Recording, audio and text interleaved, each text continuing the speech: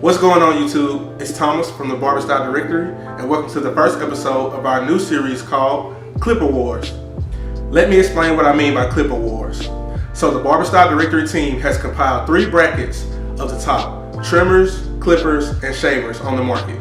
And we're going to square them off against each other to see which tools are the best on the market. And you guys, that's right, you guys, the subscribers, are going to choose the winner to see what the majority of people actually like and are using. With each category, we're going to do an unboxing of the products, and you guys are going to vote. And they're going to get a Barber Style Directory score based on design, performance, and cost. And here's the best part. To give you an incentive to actually complete the survey, each week we're going to be giving away for free, a clipper, trimmer, or shaver.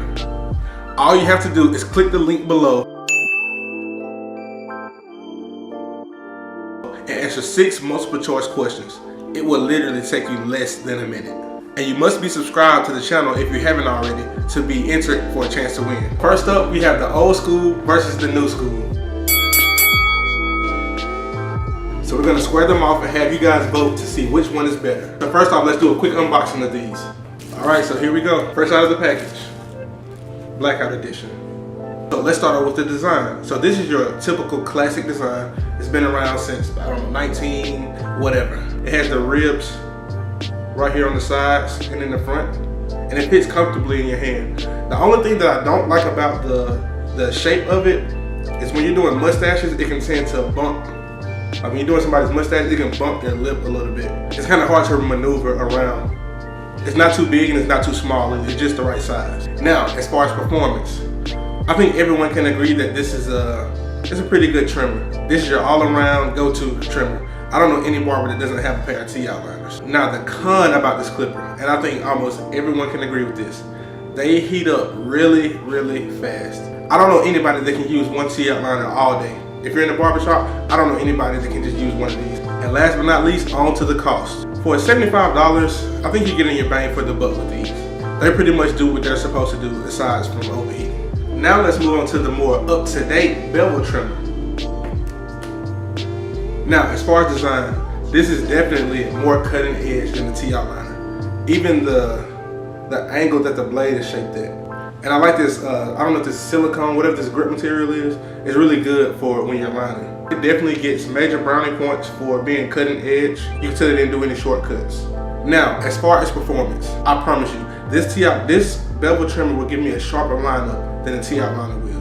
Now, keep in mind, this product was developed for people in the African American community or people with coarse curly hair. Now, as far as cost, it's definitely more pricey than the T-outliner. This device is $200 compared to the T-outliner is $75. But I think that really boils down to what you value more. Do you value the traditional design like the T-outliner, or do you like new innovative technology?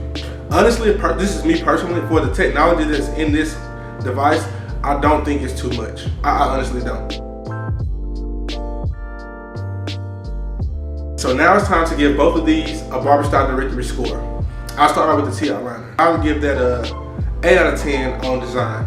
Now as far as performance, it's very solid, and I'll give that an 8 out of 10 as well. The only thing that knocks it down 2 points is the fact that it overheats. That's really the major issue with this device, is that it overheats. For price, I should give it a 10 out of 10 for price, because I feel like for what you're getting, it's not too bad. Now, on to the bevel. As far as design, now I have to give this a 10 out of 10. I'm telling you, you can't really appreciate the design in this until you actually have it in your hands and see it. And it's really easy to zero gap. It has the dial to where you can turn it. If you just take this off, right here where you just turn, you can adjust it. So as far as the performance score, I will say that it depends on its hair type. I'll give it a 7 out of 10 on performance.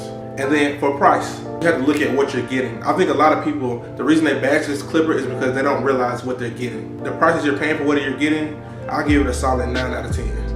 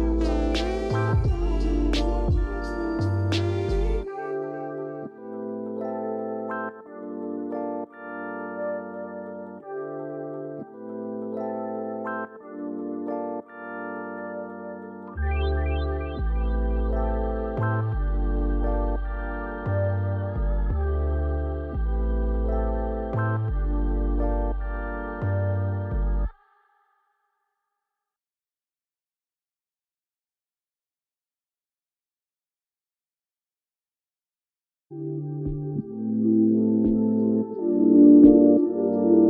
going on, YouTube? It's Thomas from the Barber Style Directory, and welcome to the first episode of our new series called Clipper Wars.